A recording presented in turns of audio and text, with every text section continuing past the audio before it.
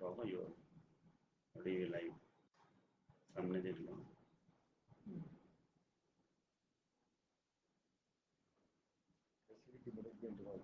Hi, good evening everybody, and welcome to the first seminar organized by FMJPI on MSME.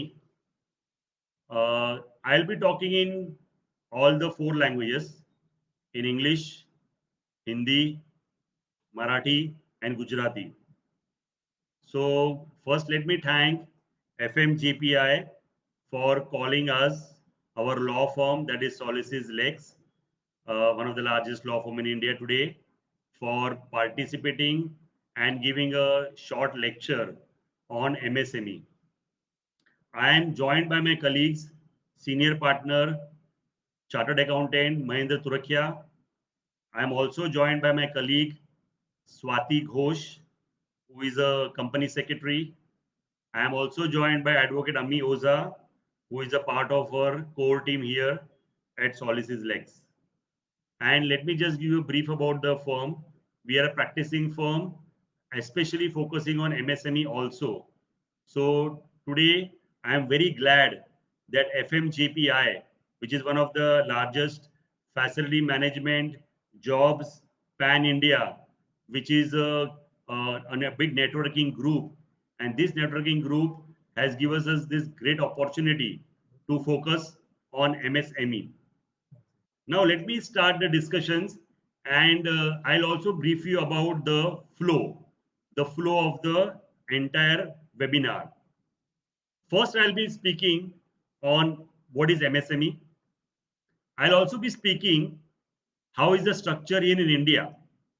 Structure कौन सा है यहाँ पे, minister कौन है, डिपार्टमेंट में बजट कितना है, एनुअल बजट कितना है, and at the same time I'll also be speaking on certain provisions, notifications which have been passed over a period of last couple of months.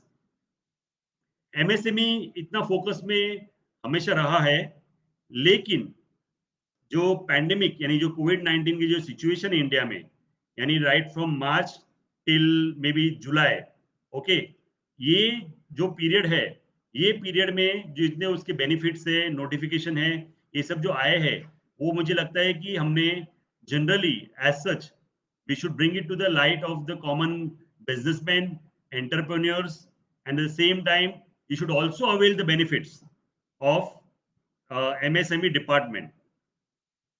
Now let me tell you the flow of our entire discussions today. I'll be talking about MSME criteria, eligibility, what are the new schemes which have been launched by the government of India, how to apply for the loan, new Udyam registration portal which has come into effect from 1st of July 2020, the deregistration process of MSME. I'll also be talking about distressed assets fund. I'll be also talking about the due date of filing MSME 1, that is in 2021, the test of immunity from prosecution for delayed filing. यानी delayed filing हमने कब तक करना चाहिए? What are the issues that may crop up later on if you have a delayed filing? Also, you will be briefed about how to avail capital subsidy under this MSME scheme.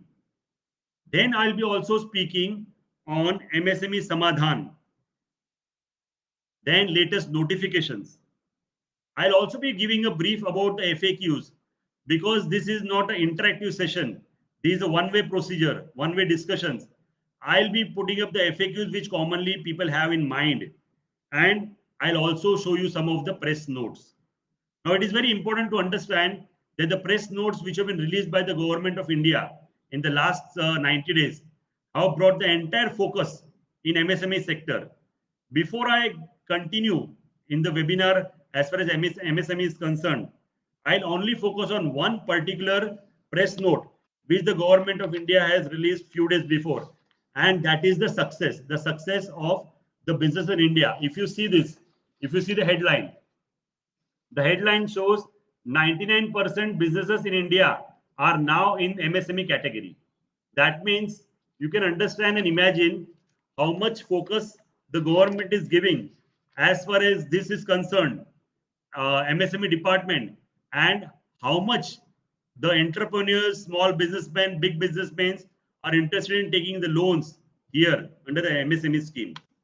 Now let me start the MSME criteria.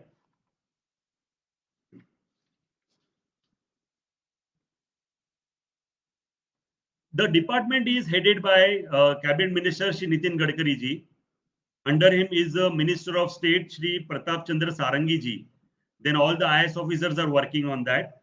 And as of you can say 2019 start, the annual budget was 6,500 crore, roughly, approximately. However, during the pandemic situation, when the Prime Minister Shri Narendra Modi declared a 20 lakh crore package for the nation, it covered up to a large extent MSME sector also. So MSME sector is one of the largest beneficiaries as far as this loans, disbursement of loans is concerned.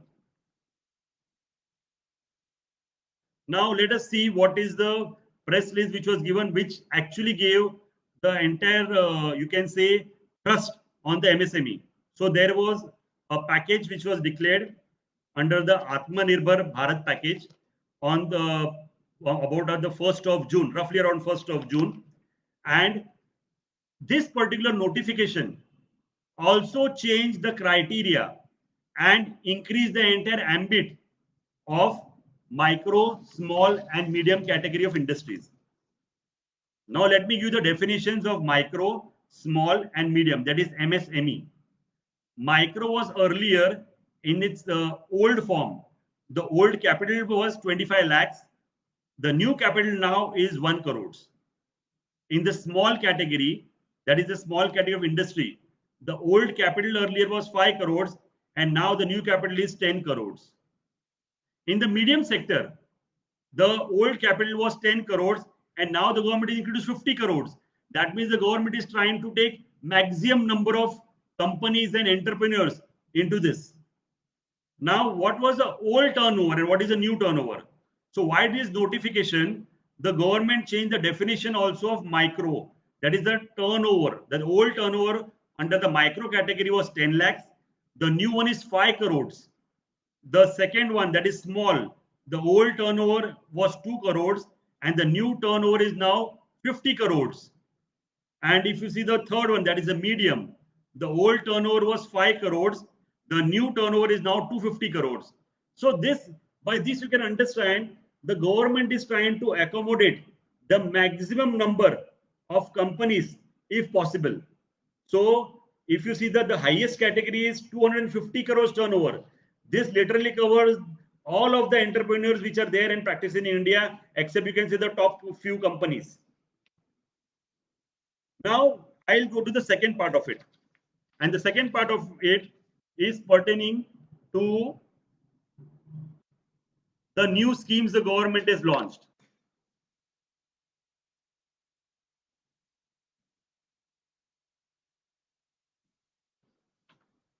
Now, in the new schemes, I will categorize into a couple of parts. First is the Udyog Aadhar Memorandum. Second is the Zero Defect, Zero Effect. These very important. You may please note, I'm going to speak in detail about this later on. And that is the Zero Defect, Zero Effect. The third is the Quality Management Standards and Quality Technology Tools. The fourth is the Grievance Monitoring System. So there is a buyer and there is a seller.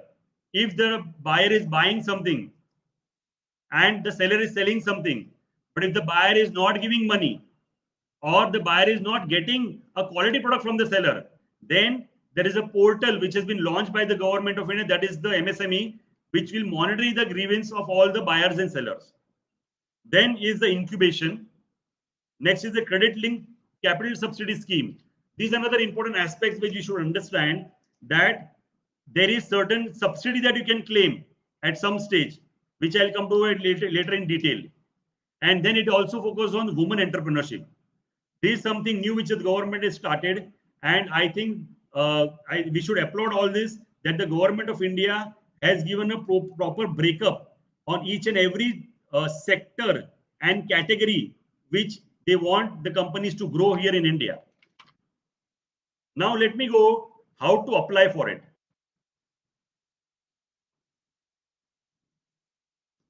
Now you know that the people who normally would give loans are most of them are the banks, but the banks and the NBFCs offer MSME loans to the applicants only if certain criteria they are meeting today.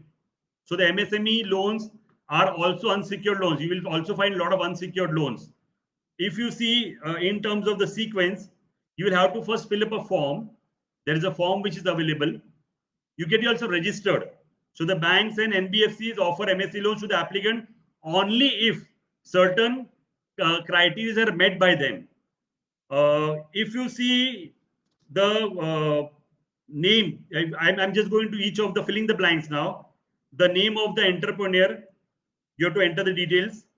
Then it will generate an OTP for you. Once that OTP is generated on your mobile, which is linked to your Aadhaar also, you just put and it will validate your application. So once it validates your application, you just click on the submit form. And then once you click on submit form, you just confirm as OK and you are registered. Now, if you again receive an OTP on your mobile number, which is linked to your Aadhaar card, then fill the OTP and the code which is given in the system.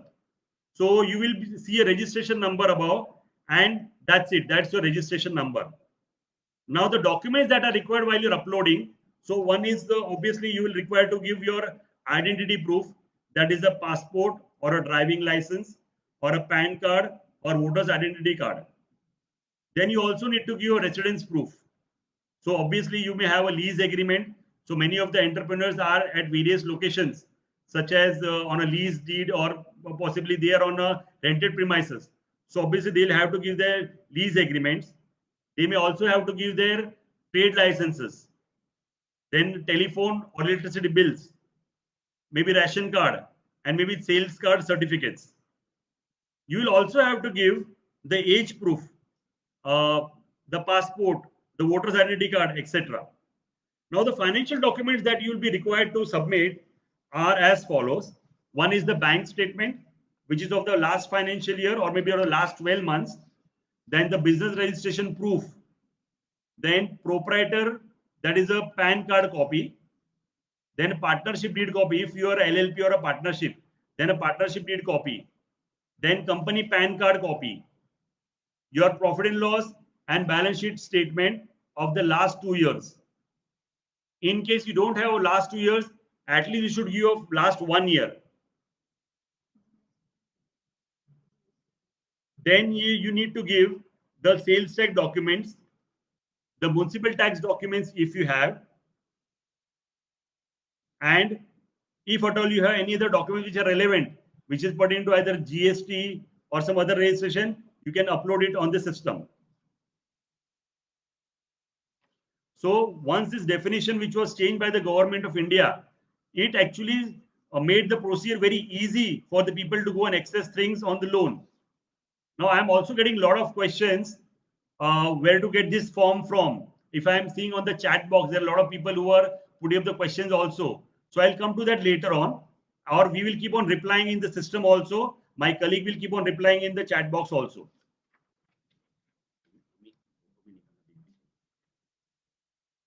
Now, let me focus on what is the new Udyam registration. Now, the government of India on 1st of July 2020 has introduced the new Udyam registration procedure. Now, what is this? This is nothing but it is linked to your GST and IT documents.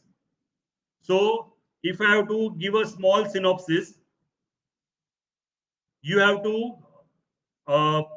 first file the Udyam registration online. You have to give a self-declaration. And after giving self-declaration, you will generate a e-certificate.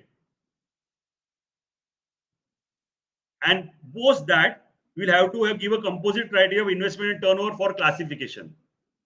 So that will complete your procedure as far as Udyam is concerned. Now, I'm not repeating the ambit of the amounts right now. So depending upon your turnover or your investment, you will be placed into the certain categories. So one, you will be either placed in the higher category or you may placed in the lower category. So if the enterprise goes below a particular ceiling limit, then it's specified for its present category in both for criteria, that is investment and turnover both. So all the units with the GST number against same PAN shall be collectively treated as one single enterprise. This is very important. You may please note down. And the turnover and investment will be clubbed for all the units, and then the category will be decided accordingly. Now, how do you calculate? So the calculation of investment in the plant and machinery or equipment is as under. So the existing companies, they'll have to give a self-declaration of the promoter. So that includes the plant and machinery. That includes all the tangible assets. But that excludes, please note, it excludes land and building and furniture and fixture. Please don't club it together. That also includes the purchase value of plant and machinery, whether it is first hand or second hand. But again, it excludes the GST part of that purchase. Then, of course, you need to do a self-disclosures basis if the enterprise is new. Now, as far as calculation of turnover is concerned, obviously, they excluded the export of goods services. So the definition of turnover and export turnover as per the Income Tax Act or CGST Act, that will be considered here. Please note that PAN and the GST is mandatory. So you can keep on seeing the chat box when people are asking questions to us. We are keeping on replying also to your questions.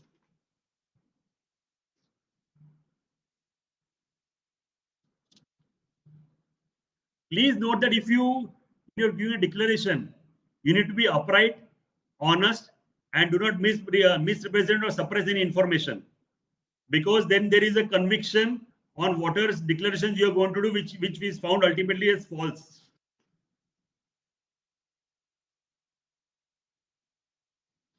Now, this I spoke about the new registration. Now, let me speak of if you want to update it online. Now, I'm talking about updation part of it. So, when you go updating your information, if you're already registered, then the details of your ITR and GST return have to be mentioned in the system. That has to be of the one single previous year. Again, self-declaration. Your whether you fit in the lower or higher category. Of course, registration is free. There is no cost to it. And of course, the reverse graduation. If you are from a lower category, you may go to higher, or higher to lower. It all depends upon what are the figures that you're going to put about your ITR and GST. Now, let me go to the next part. And that is about deregistration of MSME. In the chat box, my colleague has put down the website address of from where you have to go and register yourself. It's free of cost. You can just register it free of cost. Now, supposing you want to deregister and you don't want to go through the hassle of all these issues, then it is very simple. The deregistration happens only through offline mode and not through online mode. Please, I repeat it, the re-registration process happens only through offline mode and not through online mode. So if the application and other documents meet all the requirements, the businessman or entrepreneur can request an acknowledgement letter from the officer in charge, that is the district industrial center. And this acknowledgement letter is important and can be required by you in the near future. There is no specific list of documents that are required for registration cancellation, but the business owner must provide the cancellation form.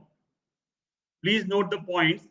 The business owner must provide the cancellation form, the original Udyog Aadhaar card, the bank details, and it is advised to keep the original as well as the photocopies of these documents. Now, friends, I'm sure because it's a one-way discussion, that some of you may be having lots of questions in mind. but I'm sure I'll try to answer most of our FAQs if at all you are mentioned in the chat box. If not, then still I have a couple of questions which I have been getting SMSs now from lots of you who are participating and where people are having lots of questions in the mind. My colleagues Swati and Ami, they are going through the chat box also because there are people who are still posting out questions. Yes. Now I will go to the next part, that is the distress assets fund. Now you may understand, friends, that if you are not able to pay your loans, eventually you are going to become an NPA, that is a non-performing assets. However, the government of India is again giving you one more opportunity now. Because of the pandemic, the government has liberalized its loan giving system, and again it is giving you one more opportunity. So if you go and apply for extra loan today, it will be treated as your equity and not as a borrowed fund. I am repeating, if you are going to get and apply for extra loan, it will be treated as an equity and not as a borrowed funds. I would like to throw some of the light on this particular issue, that the salient features, what the notification which has come from the MSME department, the quasi equity provision with the guarantee balances the risk and rewards between the lender, that is the bank, and the customer. So in this situation where an outright loan is too risky, the quasi equity with guarantee will provide the requisite financing to the company. The subordinate debt will be of substantial help in sustaining and reviving the MSME, which have either become NPA or are on the brink of becoming NPA. Please note, supposingly you think that you are about to default, so you can still go and approach the bank or the lender and try to cover up yourself under this particular distress asset fund management. Of course, the government of India has given an impact of about 20,000 crores, which is likely to benefit more than 2 lakh MSMEs in this particular distress asset management. So you may note that who can apply. Now I'll go to who can apply for this. Supposing I am an entrepreneur, I obviously maybe am likely to default at some point of time because of the pandemic situation. So a functioning MSME, which are NPA or are already stressed, are eligible. That is the first criteria. Promoters of all such units can apply, and promoters of MSME who are meeting the eligibility criteria may approach the scheduled commercial banks to avail the benefit under this scheme. So friends, I would suggest that supposingly you feel that you are almost on the verge of becoming an NPA, then you should take the opportunity of going and reaching out to the bank, try to put up the, you can say, put up your application to the bank and inform them that you are likely to become an NPA, and try to avail and get your name into this distress asset fund management. Now, friends, I'll be going to the next part, that is the due date.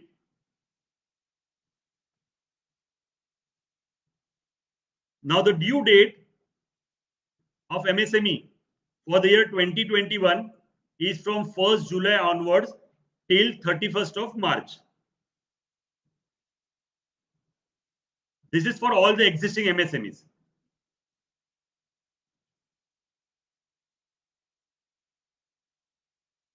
Now, if you are going to have a delay in filing, supposedly you are going to delay in filing, then obviously you have to give a proper reason for delay. The government may or may not consider.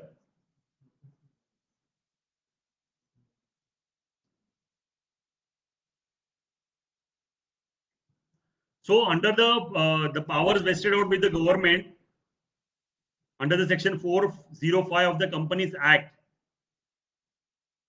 it is necessary to require the specified companies to furnish the information under this section of the Act. You may note the Act, that is section 405 of the Companies Act. And there is a notification which was of 22nd January 2019 about the specified companies. You may note the date. So the aforesaid requirement is applicable only to the specified companies. I'll give the details about it. The companies which get supplies of goods and services from micro and small enterprises whose payments exceed 45 days from the date of acceptance or the date of deemed acceptance of the goods or services, and the MCA notification, that is the Ministry of Corporate Affairs, notification requires the following, that is one-time return within 30 days of notification to be filed by the specified companies, and half-yearly return by the end of the month succeeding the end of the half year. Now let me tell you, friends, about the penalty if you're not complying. So the penalty for furnishing any information or statistics which is incorrect or incomplete in any material respect and not to comply with the order issued by the Government of India under section 4051, that company shall be punishable with the fine which may extend to 25,000 rupees. That's first. Second, every officer of the company who is in default shall be punishable with imprisonment for a term which may extend up to 6 months, or with fine which shall not be less than 25,000 rupees but which may extend to 3 lakhs rupees, or which may be a combination of both. Please note this is very, very important, because many of the smaller enterprises and companies, they tend to default frequently on this. Now friends, let me go to the next part, and that is the test of immunity from prosecution for delayed filing.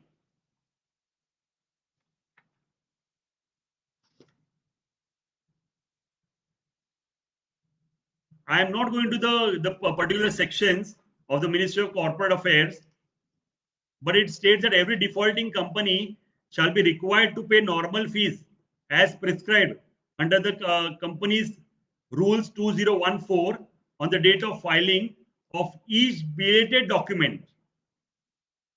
Immunity from the launch of prosecution or proceedings for imposing penalty shall be provided only to the extent such prosecution or proceedings for imposing penalty under the Act which pertain in any delayed associated with filing of belated documents. Any other consequential proceedings, including any proceedings involving interest of any shareholder or any other person for the company or its directors or key managerial personnel, would not be covered by such immunity. You may please note that.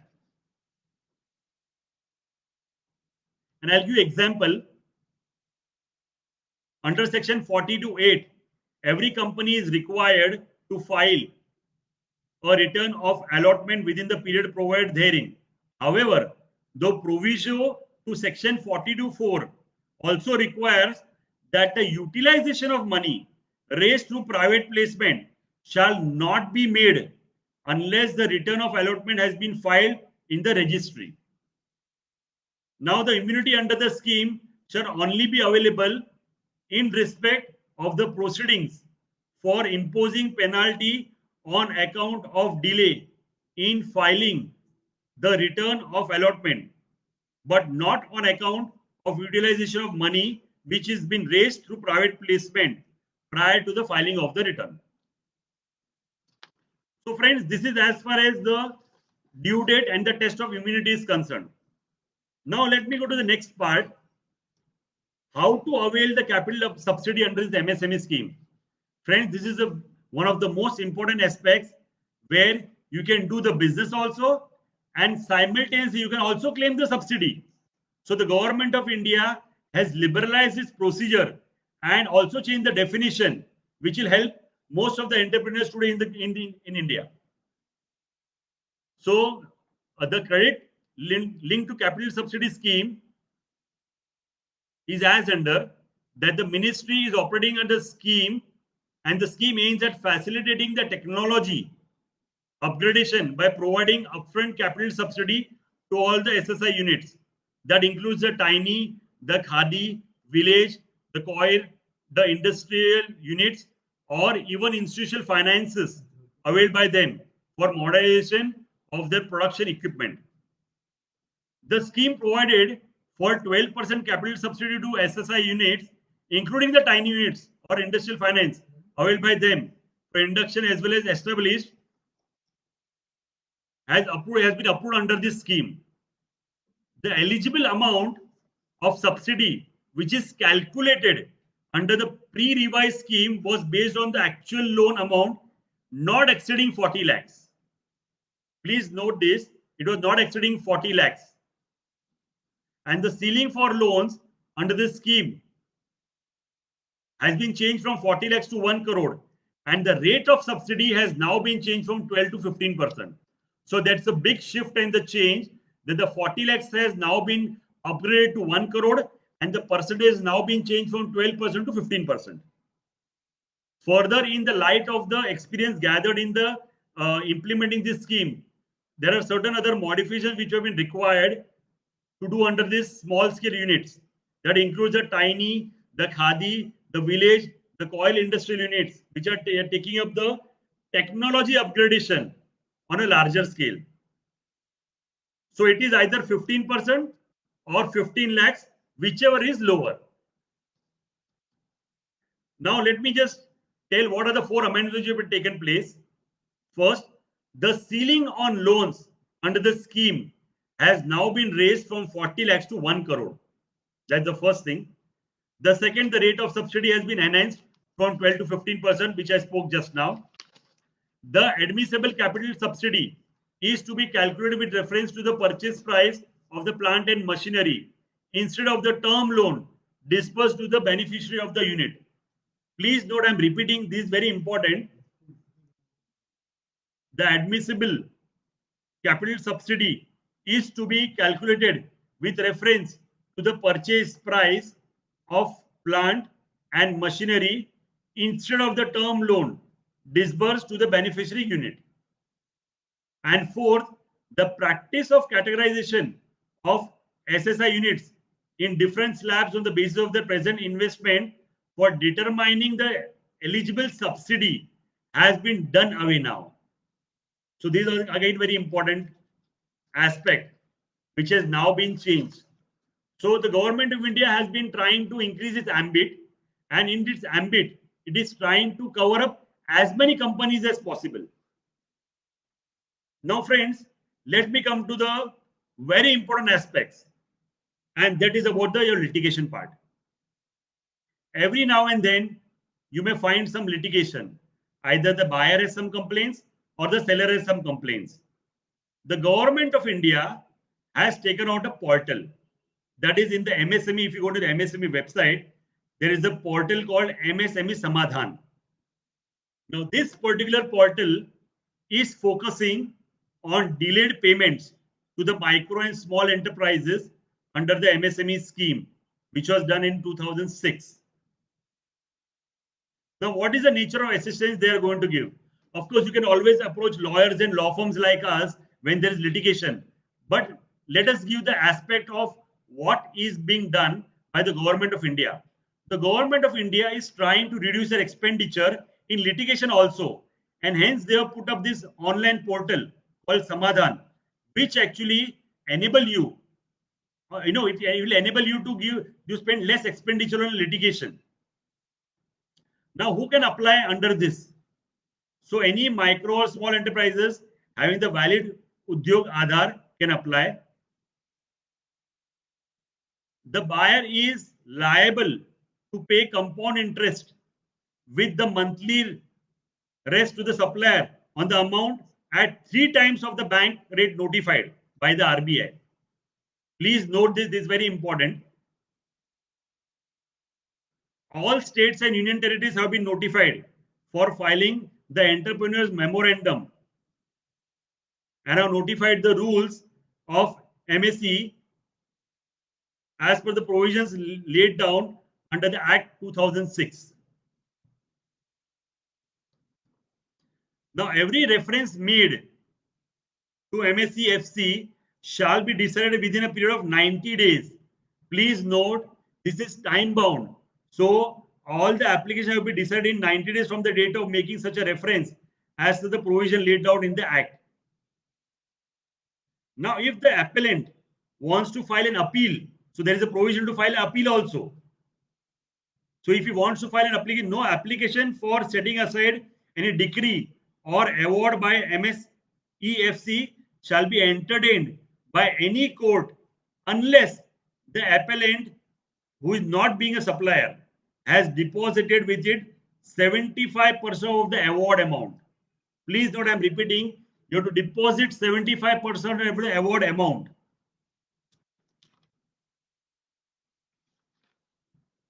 Now, let me give you the details about the portal.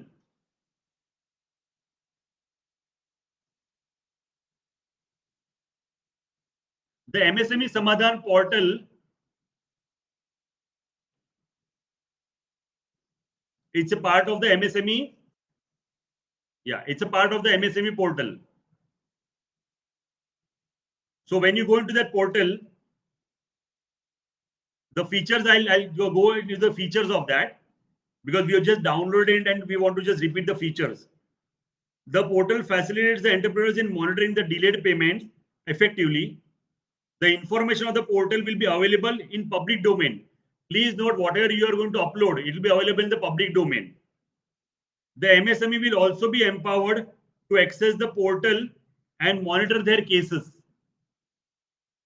The CEO of the PSE and the Secretary of Ministries concerned will also monitor the delayed payment of MSE and issues in a quick manner.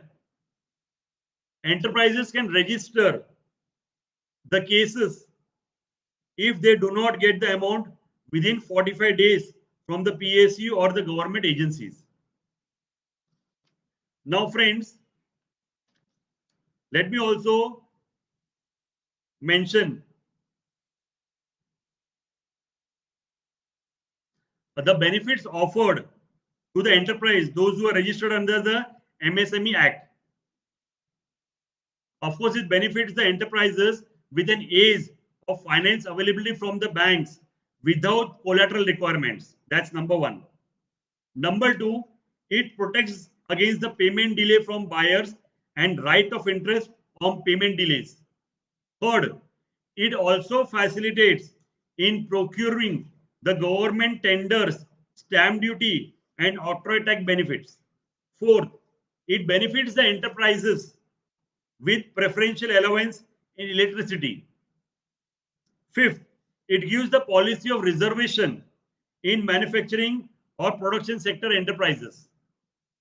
And sixth, it provides the time-bound resolution of disputes with buyers through conciliation and arbitration, reimbursement, and ISO certification expenses.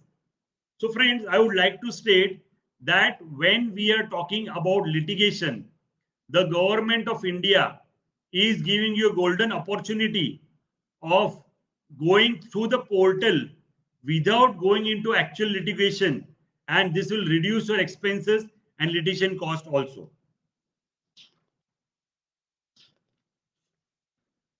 Now, friends, I'll go to the second last part of this webinar, and that is about the latest notifications. Now, friends, there are various notifications which has been come in the last 90 days. I would not going to go into the earlier and the old notifications, but there are certain notifications which I want to just mention and which you can make note of. On 26th of June 2020, effective from 1st of July 2020, the classification has been done effectively. So the classification of enterprises, that's first part which is done in this notification. Becoming a micro, small and medium enterprise, that has been taken care of. Udyam has been taken care of. The Udyam registration procedure has been taken care of. The e-certificate which you are going to get to the Udyam registration has been taken care of. The composite criteria of investment and turnover for classification has also been taken care of. The calculation of investment in plant and machinery or equipment has also been taken care of. The calculation of turnover has also been taken care of in this. It is also taking care of the registration procedure. So it gives a complete procedure, which I am not going to repeat now, but it's going to mention the entire procedure. If many of you, I am seeing a lot of people are sending SMSs also, I would request the organizers and I also request the group FMJPI to collect all these email IDs together, and we will send you a composite emails of the presentation, and all the FAQs will be answered through emails also. This notification also covers the registration of existing enterprises. It also covers the updation of information and transition period in classification. And it also covers the facilitation and grievance redressal of enterprises. So it's a very, very composite and a detailed notification, and we'll share you. If we are not able to reach out to you, you can please go and see the notifications in the website of MSME. Now, friends, I would like to state out some of the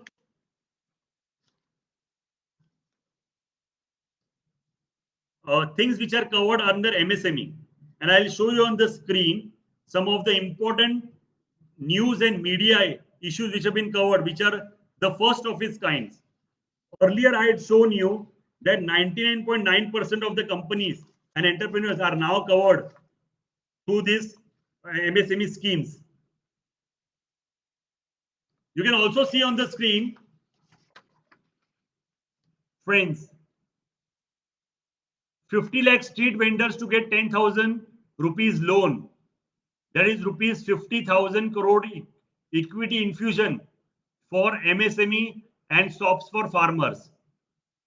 This was one of the important press releases which was done recently. You may also see on the screen that 99% of businesses in India now stand in the category of MSME.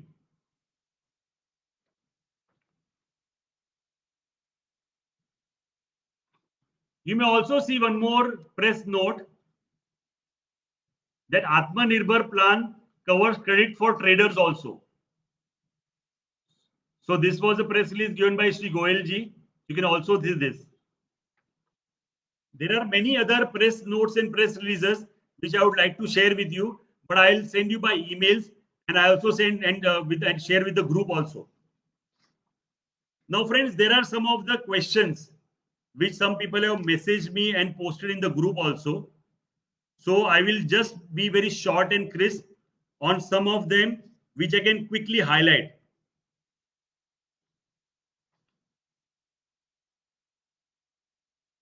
Yes.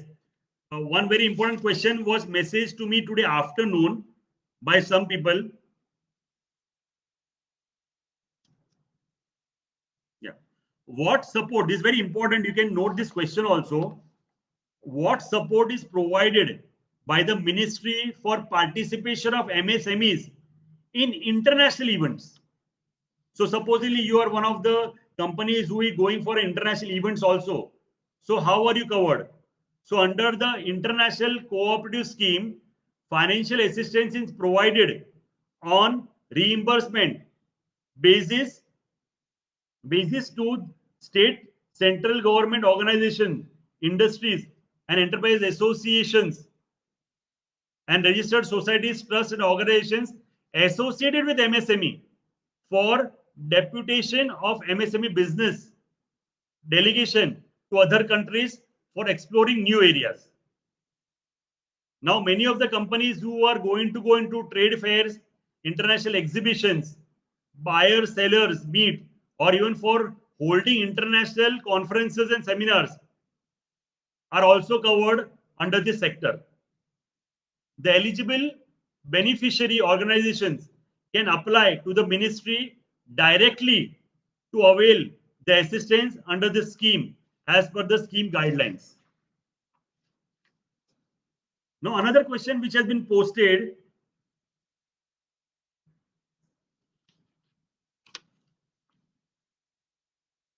Yes. Can the MSME borrowers get collateral free loans from the banks? This is very important question, and many of you may be having this question in the mind. So in terms of the RBI circular, banks are mandated not to accept collateral security in case of loans up to 10 lakhs extended to the units in MSE sector. Further, in terms of the RBI circular, banks may, on the basis of good track record, please note, on the basis of good track record and financial position of MSE units, increase the limit of dispensation of collateral requirement for loans up to 25 lakhs with the approval of appropriate authority. Let me tell you this, my friends, that if you're going to go and claim a loan of 250 crores, I am sure no one will just directly give you a loan of 250 crores. There has to be some sort of collateral security which we have to give such a huge loan. But let me also specify that all the scheduled commercial banks that are of public and private sector banks are the member of the lending institutions, and hence they normally adhere to all these notifications of the Reserve Bank of India and MSME department. Now, some of them have posted some common questions. So, what are the finance options for startup MSME enterprises? So, let me tell you, friends, under the scheme, banks are financing a collateral free loan up to 200 lakhs. So, in this economic package, the government has declared they have set up a fund with a corpus of about 10,000 crores that will provide the equity or the funding support for MSME.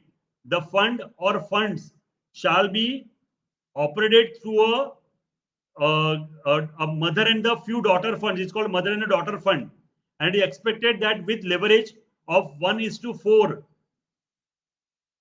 the level of the daughter funds and the fund of funds will be able to mobilize equity of about 50,000 crores. Now, there is one more question which is very commonly posted. Yeah, what is meant by the priority sector lending? I think this is a common question by a couple of them. So the priority sector lending, it includes only those sectors as a part of priority sector that impact large section of population, the weaker sections, and the sections which are employment intensive, such as agriculture and micro and small enterprises.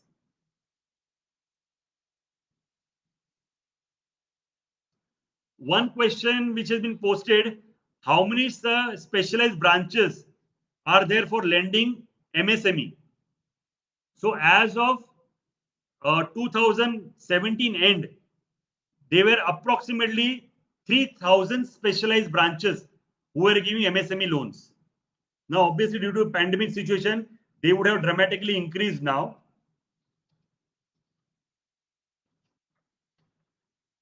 Now, another common question which has been posted: is credit rating mandatory for MSME borrowers? The answer is no. Credit rating is not mandatory, but it is in the interest of the MSE borrowers to get their credit rating done, as it would help you in credit pricing. That is the cost of the funds, that is interest and the other charges of the loans taken by them from the banks.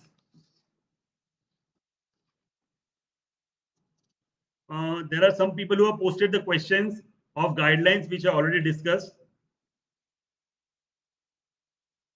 Yeah. Someone has asked me today evening, what is debt restructuring of advances?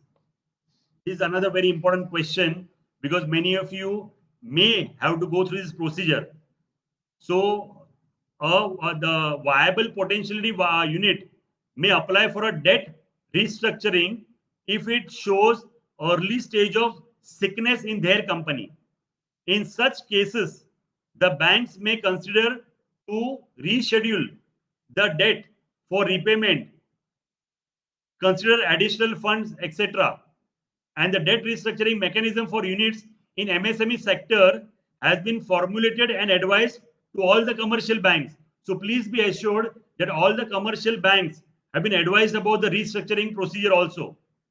And the detailed guidelines have been issued to ensure that the restructuring of debt of all eligible small and medium enterprises are taken care of. I have a couple of more questions and I'll be very crisp and fast.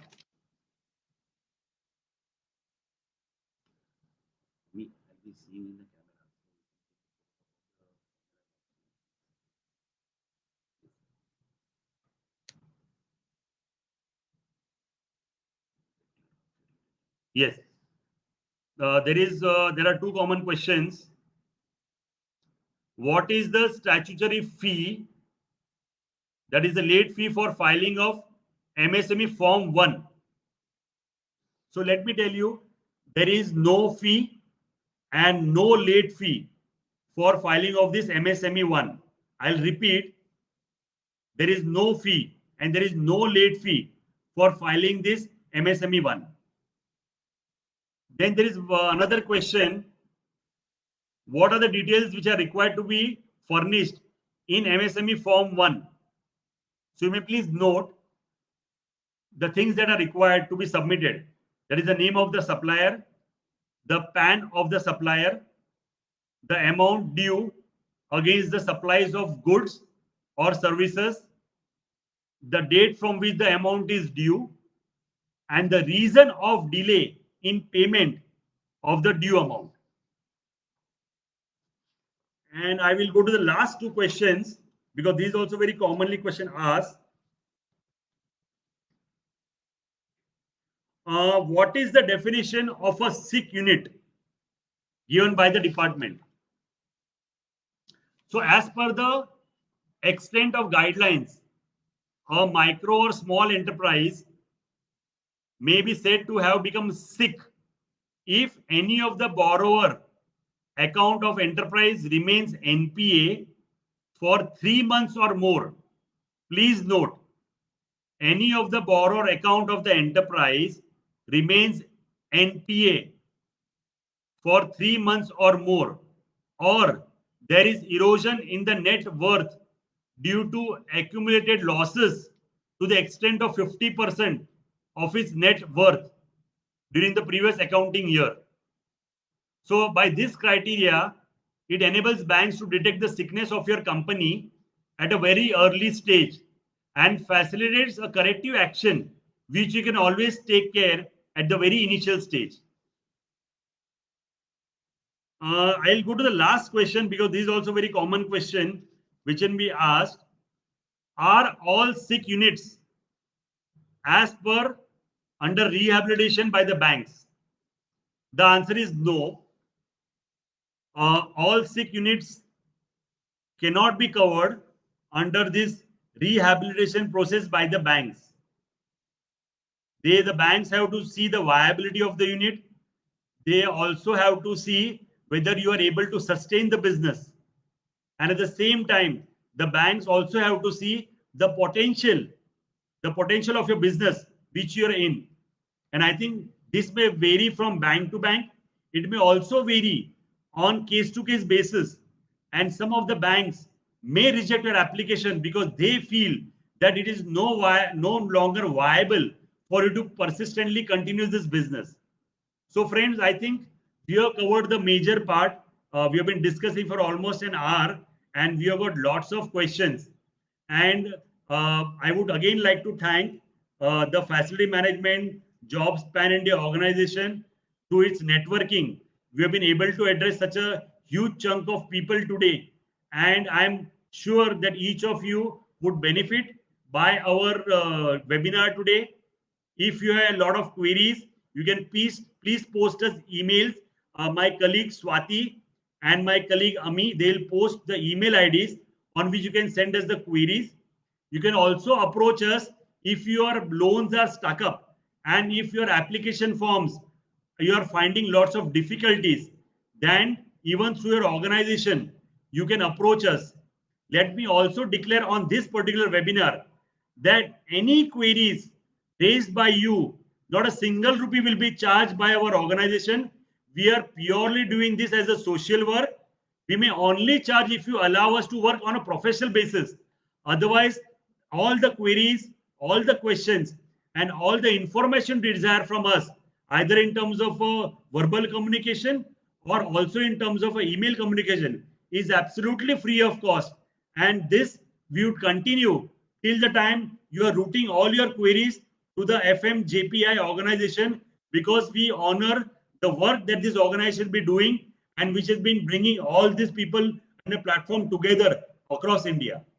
So thank you very much, friends. And I hope it has been a great webinar.